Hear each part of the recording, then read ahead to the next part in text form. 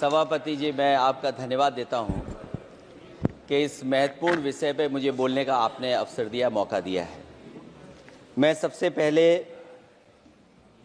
Congress party के नेता मनीष तिवारी जी, जिन्होंने बहुत विस्तार से ये बात रखी, जिन मूल्यों को लेकर के हमारे संविधान निर्माताओं ने इलेक्शन कमीशन को लेकर के जो गठन करने का काम किया कि हमारा लोकतंत्र कैसे मजबूत होगा, उस दिशा में जो बात उन्होंने रखी, मैं अपनी भावना और उनके विचार अपने विचारों से मैं जोड़ता हूं।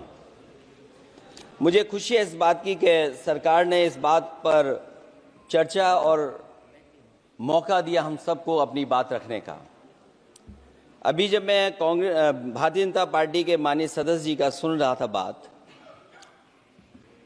तो वो बिहार का इलेक्शन और आने वाले भविष्य में जो उत्तर प्रदेश का इलेक्शन, उस पर भी काफ़ी चर्चा कर रहे थे।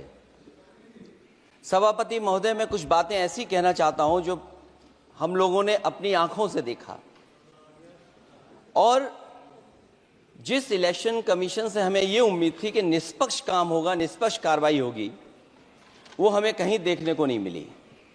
मैं सबसे पहला उदाहरण ये देना चाहता हूं कि एक रामपुर का बाई इलेक्शन जो लोकसभा का हुआ, जब लोकसभा का चुनाव बाई इलेक्शन रामपुर का हो रहा था, तो भारतीय जनता पार्टी की सरकार के मुख्यमंत्री जी और पूरी भारतीय जनता पार्टी ने यह तय किया था कि समाजवादी पार्टी यहां से नहीं जीतेगी, यहां से भारतीय जनता पार्टी जीतेगी।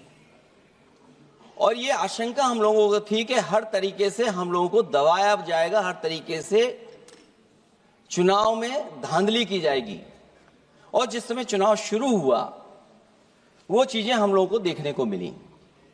सभापति महोदय, वोटिंग के दिन, जिस दिन वोट पड़ रहा था, उस दिन हम लोगों ने देखा कि किस तरीके से पुलिस और पूरा प्रशासन इस बात पे लगा हुआ था कि कोई भी वोटर घर से न निकले। रामपुर का बाई इलेक्शन हमने ऐसा देखा जहां पर पूरा पुलिस प्रशासन, भारतीय जनता पार्टी की सरकार ये कोशिश में लगी थी कि मतदाता बाहर न निकले, और पहली बार भारतीय जनता पार्टी वहां से चुनाव लोकसभा का जीती।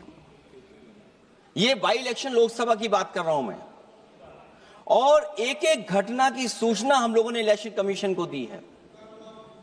एक एक घटना के पुलिस क्या कर रही है, पुलिस कहां बैरिकेडिंग लगाई है, पुलिस कहां रोक रही है, कौन पुलिस का अधिकारी कहां जा रहा है, डीएम क्या कर रहे हैं, कमिश्नर क्या कर रहे हैं। और उसके बावजूद भी इलेक्शन कमीशन ने एक भी किसी के खिलाफ कार्रवाई नहीं की। अध्यक्ष महोदय, जब हम ये बात समझ गए कि इलेक्शन कमीशन बायस्ड है,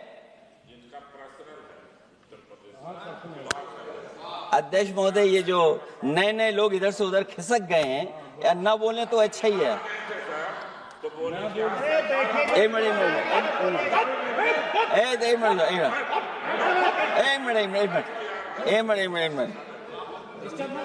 अध्यक्ष महोदय, पर अध्यक्ष महोदय, मेरा ये आग्रह है अखिलेश जी से। अध्यक्ष महोदय ये कुछ जानते नहीं है। अध्यक्ष महोदय, माननीय सदस्य कुछ जानते नहीं है, ये ना पढ़े लिखे हैं ना कुछ जानकारी रखते हैं। नहीं। मैं ये कह रहा हूं, मैं ये बात इसलिए कह रहा हूं, ये अनपढ़ इसलिए हैं। अध्यक्ष महोदय, मैं ये बात इसलिए कह रहा हूं कि जो जो घटनाएं मैं बता रहा हूं, मैंने एक एक घटना इलेक्शन कमीशन को टैग किया है, एक एक वीडियो इलेक्शन कमीशन को दिया है, एक एक पत्र लिखा है इलेक्शन कमीशन को। अगर एक भी कार्रवाई की हो तो मुझे बता दें, अगर ये जानते हो। और दूसरा, मैं अध्यक्ष महोदय, मैं दूसरा बताना चाहता हूं आपको। अध्यक्ष महोदय, चुनाव जीते जाते हैं, हारे जाते हैं। कभी कोई चुनाव जीतता है, कभी कोई चुनाव जीतता है। एक समय था जब हम लोग कांग्रेस पार्टी से लड़ते थे, और एक समय आ गया कि जब हम आपसे लड़ रहे हैं चुनाव, कभी ये जीतते हैं, कभी वो जीतते हैं, कभी मैं जीतता हूं। एक समय था अध्यक्ष महोदय, में 5 लोकसभा का सांसद था यहां। इस बार हम लोग भारतीय जनता पार्टी को दूसरे नंबर करके सबसे 1 नंबर पे समाजवादी पार्टी आई। और अध्यक्ष महोदय, ये जहां से आपने कम्युनल पॉलिटिक्स शुरू की थी, जहां से आपने कम्युनल माहौल बनाया था देश में, उस अयोध्या से अगर कोई जीता है तो हमारे समाजवादी पार्टी के अवधेश जी जीत करके आए। ये चुनाव जीते जाते हैं, हारे जाते हैं, लेकिन जिस संस्था की जिम्मेदारी निष्पक्ष रहना, वो आखिरकार संस्था निष्पक्ष क्यों नहीं है, सवाल ये है। और सवाल मैं यहां से उठाता हूं बाई इलेक्शन का। मैं 3 बाई इलेक्शन का उदाहरण देना चाहता हूं आपसे अध्यक्ष महोदय। नहीं, बाई इलेक्शन पर चर्चा नहीं हो रही।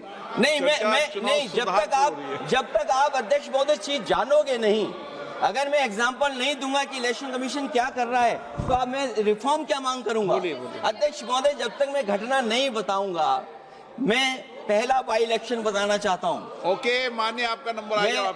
अगर आप रिफॉर्म पे बात कर रहे हैं तो आपको घटनाएं क्या हुई वो बात तो करनी पड़ेगी। अध्यक्ष महोदय, मैं बाई इलेक्शन मिल्कीपुर की बात करना चाहता हूं। बाई इलेक्शन मिल्कीपुर जो अयोध्या क्षेत्र में आता है। इलेक्शन कमीशन को हम लोगों ने शिकायतें की, यहां धांधली होने जा रही है, चुनाव को हराया जाएगा। वहां की सरकार ने मिलकर के किस अधिकारी को पोस्ट करना है, किसको प्रिसाइडिंग ऑफिसर बनाना है, और हम लोगों ने रंगे हाथ पकड़ा लोगों को। एक व्यक्ति को पकड़ा, वो 6 वोट के डाल के आ रहे थे। एक व्यक्ति को पकड़ा जो दूसरी विधानसभा से थे। एक मंत्री जी भाग गए जो हजारों लोगों को लेकर के उस विधानसभा में आए हुए थे। तो ये बातें मैं इसलिए बता रहा हूं कि अगर हमें रिफॉर्म करना है तो रिफॉर्म तभी संभव है जब हमारा इलेक्शन कमीशन निष्पक्ष होगा। इसलिए अध्यक्ष महोदय, मैं कांग्रेस पार्टी के सुझाव से सहमत हूं कि पहला सुझाव उन्होंने दिया है, और हम समाजवादी पार्टी के लोग भी ये मानते हैं कि जो इलेक्शन कमीशन के अपॉइंटमेंट का जो तरीका है वो तरीका बदला जाए। वो कम से कम ऐसा हो, पारदर्शी हो, निष्पक्ष हो, दिखे कि हमारी भी कुछ भागीदारी है। क्योंकि जो व्यवस्था पहले थी उस व्यवस्था को अगर बदलने का काम किसी ने किया तो भारतीय जनता पार्टी ने किया है। इस व्यवस्था को बदलने का जो सुझाव कांग्रेस पार्टी की तरफ से है उस सुझाव से हम सहमत हैं। दूसरा सुझाव जो कांग्रेस पार्टी ने दिया है, थोड़े दिनों बाद सुधार आया है कांग्रेस में, इसके लिए हम उनको धन्यवाद और बधाई देते हैं। उन्होंने कहा, और अध्यक्ष महोदय मेरा भी सुझाव है, कि इलेक्शन बैलेट पेपर से होना चाहिए। और इसलिए होना चाहिए कि बहुत प्रश्न लग रहे हैं, बहुत उंगली उठ रही है। इलेक्ट्रॉनिक चीजों पे बहुत सवाल खड़े हो रहे हैं, और केवल भारत के अंदर लोकतंत्र में नहीं, दुनिया के लोकतंत्र में। और ये जो लोग कुछ कह रहे हैं इलेक्ट्रॉनिक की बात और टेक्नोलॉजी की बात कर रहे हैं, मैं उनसे कहना चाहता हूं कि भारत और जर्मनी की तुलना कर लें, भारत और अमेरिका की तुलना कर लें, भारत की और जापान की तुलना कर लें, हम कहां खड़े हैं। अगर वो संपन्न देश जो टेक्नोलॉजी में हमसे कई गुना आगे हैं, अगर वो स्वीकार नहीं कर रहे ईवीएम, तो आखिरकार हम ईवीएम को क्यों स्वीकार कर रहे हैं। अगर उन देशों में लोकतंत्र है और बैलेट से वोट पड़ रहा है, तो यहां पर भी बैलेट से वोट पड़ना चाहिए। और जो मेरी जानकारी जहां तक पहुंचती और जानकारी है मुझे, वो जानकारी ये कहती है कि जर्मनी में अगर आप ईवीएम से वोट डालेंगे तो वो अनकॉन्स्टिट्यूशनल माना जाएगा। सोचो, जर्मनी जैसा देश बैलेट पेपर से वोट डलवा रहा, तो आखिरकार भारत जैसा देश हम बैलेट पे क्यों नहीं जा रहे हैं। जो रिफॉर्म की बात आई है, सबसे पहला सवाल यही है कि रिफॉर्म का मतलब क्या होता है। जब कोई चीज अपने मूल रूप स्वरूप में होती है तो उसे फॉर्म कहते हैं। जो वो मूल फॉर्म को खो बैठती है तो डिफॉर्म हो जाती है, और फिर उसी मूल फॉर्म में ले जाने का जो प्रयास होता है वो रिफॉर्म कहलाया जाता है। अध्यक्ष महोदय, सवाल ये भी है कि रिफॉर्म की जरूरत क्यों पड़ी, हमारी चुनावी प्रक्रिया खराब क्यों हुई, उसे खराब किसने किया। किसी भी चीज के खराब होने के 2 कारण होते हैं। एक ये कि उसे बाहरी लोगों ने खराब किया, और एक ये कि उसके अंदर से ही किसी ने खराब किया या किसी ने अपने स्वार्थ के लिए करवाया। तो अध्यक्ष महोदय, आज ये अजीब हालत है कि बाहर से ज्यादा चुनावी प्रक्रिया अंदर से खराब हुई है। और ये उदाहरण इसलिए मैं देना चाहता था बाई इलेक्शंस के और लोकसभा के इलेक्शन का, क्योंकि जिस तरह की शिकायतें की गई थी अध्यक्ष महोदय, एक भी शिकायत पे कार्रवाई नहीं हुई। एक और मैं उदाहरण देना चाहता हूं फर्रुखाबाद का चुनाव लोकसभा का, हालांकि और लोकसभा के चुनाव को मैं नहीं कहूंगा, लेकिन फर्रुखाबाद का लोकसभा का चुनाव जो पिछली बार 2024 में बड़े करीब से मैंने देखा। वहां के जिलाधिकारी, वहां का पुलिस का प्रशासन पूरे दिन लाठी चलाता रहा और कभी लाइट जाती थी, कभी लाइट आती थी। जब हम लोगों ने जानकारी करने की कोशिश की कि आखिरकार क्यों हो रहा है, तो पता लगा कि उन्हें रिजल्ट बदलना है। तो उत्तर प्रदेश का इस तरह एक रिजल्ट नहीं बदला गया, कई जगह रिजल्ट बदला गया। हम इलेक्शन कमीशन के सामने खड़े रह गए कि इलेक्शन कमीशन को बताते रहे कि ये धांधली हो रही है, लेकिन इलेक्शन कमीशन ने कोई सुनवाई नहीं की। ये केवल लोकसभा में नहीं, मैं फिर लौट करके आता हूं, जितने भी बाई इलेक्शन हुए हैं वहां पर वोट चोरी अध्यक्ष नहीं हुई, वोट डकैती हुई है। और मैं फिर कहता हूं, जहां जहां आप लोग जीते हो बाई इलेक्शन में, अभी 27 भी आने वाला है, अगर एक भी लोग वो जो विधानसभा आप जीत करके दिखा देना, मैं on the floor of house कह रहा हूं अध्यक्ष महोदय, अगर निष्पक्ष चुनाव होगा तो एक भी भारतीय जनता पार्टी वहां पर सीट नहीं जीतने वाली है। दूसरा कि जो समय समय पर पैसा आ जाता है अकाउंट में, ये लोकतंत्र को सबसे ज्यादा कमजोर कर रहा है। 10,000 बिहार में बांट दिए। अभी सुना है कि बहुत सारी महिलाओं ने कई जिलों में आंदोलन किया है, वो 10,000 के वादे से मुकर रहे हैं लोग।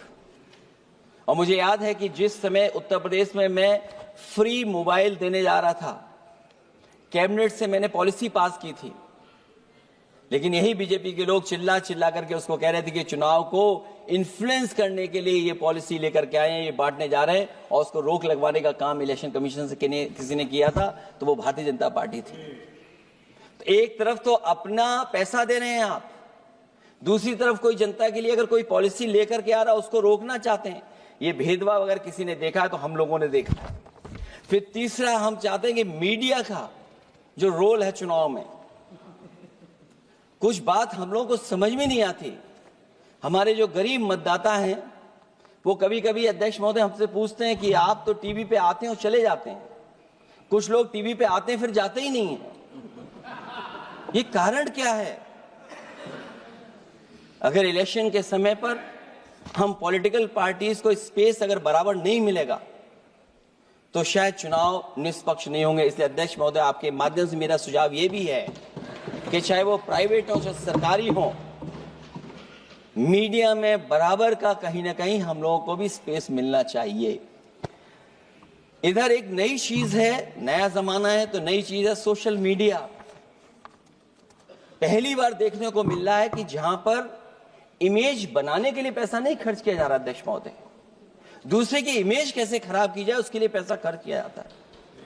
जो नकारात्मक जितना कैंपेन है, मैं अध्यक्ष महोदय दावे के साथ कह सकता हूं, हमारे पास कोई एजेंसी नहीं है, कोई सोशल मीडिया टीम नहीं है जो हम नेगेटिव कैंपेन रन कराते हो, लेकिन भारतीय जनता पार्टी के पास हजारों ऐसे लोग हैं और हजारों करोड़ रुपए इस बात के लिए खर्च करते हैं कि नेगेटिव कैंपेन कैसे रन किया जाए। और जितना जितना चुनाव करीब आता है उतना सोशल मीडिया से लेकर के हर प्लेटफॉर्म पर नेगेटिव कैंपेन अगर कोई कर रहा है तो वो कर रहा है भारतीय जनता पार्टी के लोग। इलेक्टोरल बॉन्ड की तो बात हम इसलिए नहीं करना चाहते हैं क्योंकि हमें तो मिला ही नहीं कुछ। अध्यक्ष महोदय, क्या बात करूं मैं इलेक्टोरल बॉन्ड की? सबसे ज्यादा इलेक्टोरल बॉन्ड अगर किसी को मिले हैं तो सत्ता में बैठे हुए लोगों को मिले हैं। दूसरा कांग्रेस को मिला। कांग्रेस ही हमारे मित्र ऐसे कि हमें नहीं बताते कहां से मिलता है।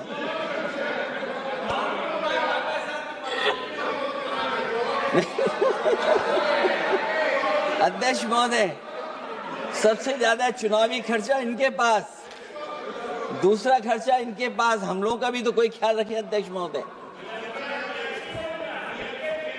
वो आप बता देना। तो ये जो इलेक्ट्रॉन बॉन्ड वाला जो खेल है अध्यक्ष महोदय, ये तो दिखाई देने वाला खेल है। उसमें सोचिए कहां हम लोग टिकेंगे, कहां रीजनल पार्टीज टिकेंगी। इसलिए अगर ये तरीका चुनाव होगा, खर्चा कैसे कम हो, इस पे भी इलेक्शन कमीशन को सोचना चाहिए कि ये खर्चा कैसे कम किया जाए। जहां तक एसआईआर की बात है, जो एसआईआर यूपी में चल रही है, अभी तक 10 लोगों की जान जा चुकी है। बीएलओ जो गांव-गांव जाने की और गली-गली जाने के लिए जिनको काम मिला है, उसमें लगभग 10 लोगों की जान जा चुकी है। 9 लोगों की हमारे पास सूची है। मुरादाबाद में बीएलओ सर्वेश सिंह ने फांसी लगा ली। उन पर काम का बोझ था। 29 नवंबर में बिजनौर में बीएलओ शोभा रानी को हार्ट अटैक हो गया। 29 नवंबर देवरिया लेखपाल आशीष कुमार ड्यूटी के दौरान तबियत बिगड़ी और फिर उनके बाद मृत्यु हो गई। फतेहपुर में लेखपाल सुधीर कुमार ने शादी के एक दिन पहले फांसी लगा ली। और इस परिवार से तो मैं खुद मिला था जाकर के। अध्यक्ष महोदय, जब परिवार के लोगों से बातचीत हुई तो उन्हें ये बताया उन्होंने कि इतना काम का बोझ था उनके ऊपर, अधिकारी इतना दबाव बना रहे थे कि वो क्या करते। और जो इलेक्शन कमीशन ने अध्यक्ष महोदय कहा कि हम ट्रेनिंग देंगे बीएलओ को, मैं ये दावा कर सकता हूं कि उत्तर प्रदेश के बहुत कम बीएलओ को ट्रेनिंग मिली होगी। और यहां मैं कह सकता हूं कि एक भी बीएलओ को ट्रेनिंग नहीं दी गई जो देनी चाहिए थी। और जो बीएलओ लगाए गए हैं उनका पूरा परिवार लगा हुआ है कि कैसे भी अपने बीएलओ जो परिवार के सदस्य हैं उनकी मदद पहुंचाएं। महिला है वो फॉर्म नहीं भर सकती, कई बार उसके परिवार के सदस्य लगे हुए हैं कि कैसे फॉर्म भरवाएं हम उनका। तो 9 लोगों की जान गई है। हमने अपनी पार्टी की तरफ से तो 2 लाख रुपए की मदद की है। हमारी मांग होगी कि चुनाव आयोग और इस लोकतंत्र को मजबूत करने के लिए जो मदद होनी चाहिए 1 करोड़, और उनको सरकारी नौकरी मिलनी चाहिए। धांधली कैसे होती है, चुनाव होने से पहले ही वोट कट जाते हैं। हमारे राजीव राय जी बैठे होंगे माननीय सदस्य, वो किताब लाए हैं कि नहीं लाए हैं? चुनाव घोषित नहीं हुआ वहां पर, लेकिन सरकार के लोगों ने मिलकर के वोट पहले ही काट दिया। अध्यक्ष महोदय, वहीं से दिखा दो, ये लिस्ट है। अगर एक भी इसमें गलत हो तो बता दीजिए। एक भी गलत हो अध्यक्ष महोदय। चुनाव हुआ नहीं, उससे पहले इलेक्शन कमीशन ने वोट काट दिए। और कितने वोट काटे हैं? 15,000 वोट काटे हैं। और 2027 के 22 के चुनाव में मैंने आरोप लगाया था कि इलेक्शन कमीशन ने जानबूझ करके और सरकार के लोगों ने मिल करके उत्तर प्रदेश में हर विधानसभा में वोट काटे थे और चिन्हित कर करके वोट काटे थे। और ये चिन्हित किया था कि ये समाजवादी पार्टी का वोट कौन है जिसको काटा जाए, और हजारों की संख्या में वोट काटे थे। और जब इलेक्शन कमीशन से हम लोगों ने शिकायत की तो उन्होंने एफिडेविट मांगे थे। मैंने हजारों लोगों के एफिडेविट दिए थे अध्यक्ष महोदय, और ये कहा था कि ये जिंदा थे। 17 में वोट डाला उन्होंने और 22 में जाकर के उनका वोट कट गया है। लेकिन किसी भी अधिकारी के ऊपर अभी तक इलेक्शन कमीशन ने कोई कार्रवाई नहीं की।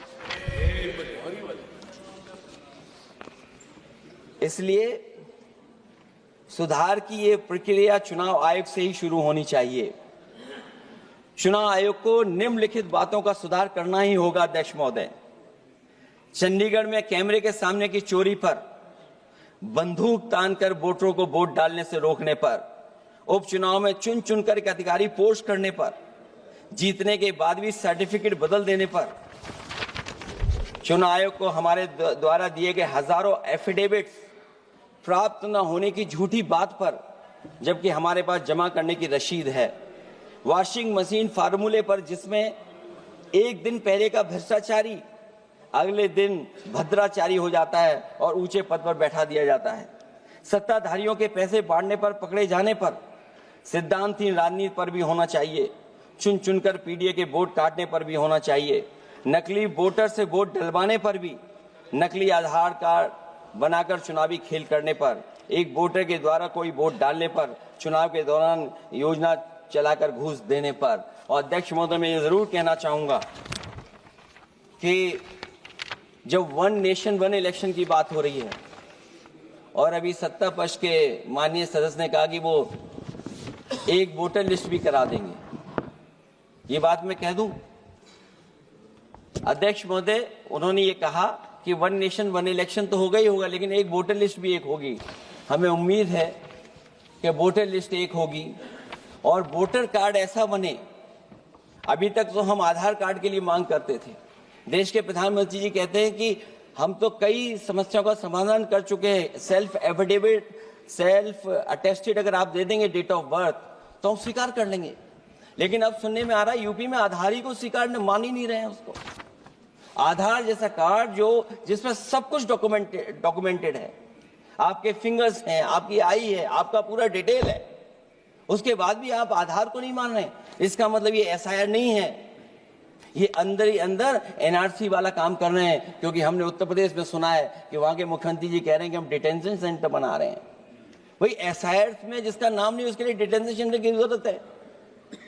इसका मतलब अध्यक्ष महोदय, जो काम ये खुल के नहीं कर सकते थे एनआरसी, वो काम ये एसआईआर के बहाने कर रहे हैं। तभी ये कभी कभी कहते हैं घुसपैठियां हैं और डिटेंशन सेंटर बन रहे हैं। दरअसल सबसे बड़े सुधार की जरूरत यह है कि लोकतंत्र में फिर से भरोसा जगाया जाए। ईवीएम को हटाकर बैलेट से चुनाव कराए जाएं। चुनावी धालनी होने पर तय समय सीमा में कार्रवाई हो।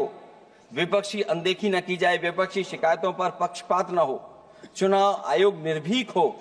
चुनाव आयोग सरकार के इशारे पे काम न करे। चुनाव आयोग निर्भीक हो। चुनाव आयोग एक विचारधारा के लोगों का गुट बनकर न रह जाए। चुनाव आयोग ईमान की लगाम कभी न छोड़े। चुनाव आयोग ये ऐतिहासिक जिम्मेदारी समझे कि उसकी आज की गलती देश के भविष्य की सदियों के लिए बर्बाद कर सकती है। सबसे बड़ा सुधार यही है कि चुनाव आयोग अंतरात्मा की आवाज सुने और सच्चे देश प्रेम को दिखाते हुए खुदगर्जी की सियासत करने वालों के हाथ की पुतली न बने। हमें उम्मीद है कि कुछ लोगों की वजह से चुनाव आयोग की जो छवि खराब हुई है वो अब और नहीं होगी। इलेक्शन रिफॉर्म तब तक निरर्थक है जब तक इलेक्शन कमीशन में रिफॉर्म नहीं होगा। इसीलिए जो सुझाव विपक्षी तरफ से आ रहा है कि इलेक्शन कमीशन का गठन में जो पहले व्यवस्था थी वो पुनः लागू हो, उसी के बाद इलेक्शन कमीशन में सुधार संभव है। जितना इलेक्शन कमीशन मजबूत होगा उतना ही हमारा लोकतंत्र मजबूत होगा। जितना हम संविधान से खिलवाड़ करेंगे उतना ही हम समझेंगे कि आप लोकतंत्र से खिलवाड़ कर रहे हैं। इन्हीं शब्दों के साथ अध्यक्ष महोदय मैं आपका विशेष धन्यवाद देता हूं और मैं उम्मीद करता हूं कि इलेक्शन कमीशन भविष्य में